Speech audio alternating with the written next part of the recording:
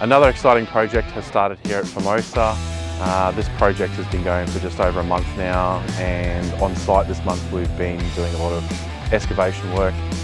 This project is more of a small extension and a facade, with us blending in some of the old existing renovations that were done to the house previous to us, and we're now blending in those extensions into the existing property itself. Welcome to 46 Torrens Street, West End. We've recently completed a deck extension off the back of the house and also a studio workshop for our clients here. Welcome back to Yarradale.